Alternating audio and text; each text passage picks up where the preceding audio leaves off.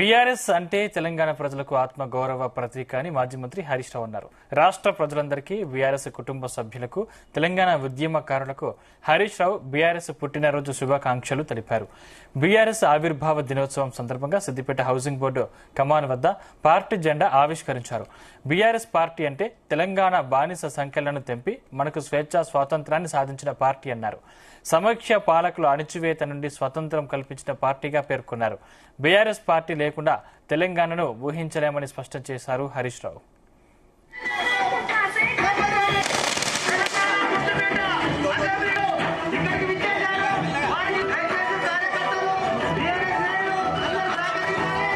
తెలంగాణను అభివృద్ధి పథంలో నడిపి దేశానికి దిక్సూచిగా నిలిపిన పార్టీ మన బీఆర్ఎస్ పార్టీ.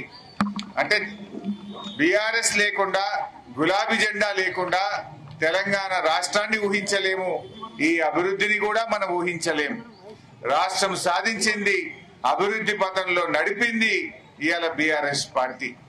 అందువల్ల బీఆర్ఎస్ అంటే తెలంగాణ ప్రజలకు ఒక ఆత్మగౌరవ ప్రతీక. తెలంగాణ ప్రజల గౌరవాన్ని ఆకాశాన్నంత ఎత్తున నిలిపిన పార్టీ.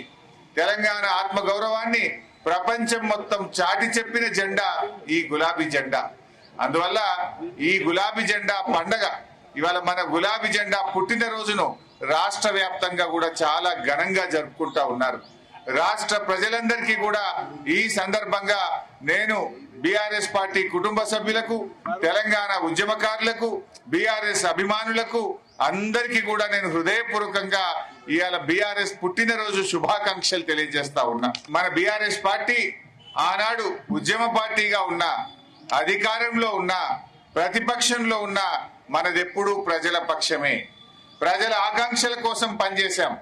ఆనాడు ఉద్యమ పార్టీగా ప్రజలు కోరుకున్న తెలంగాణ రాష్ట్రం కోసం పోరాడినం, తెలంగాణ సాధించినం.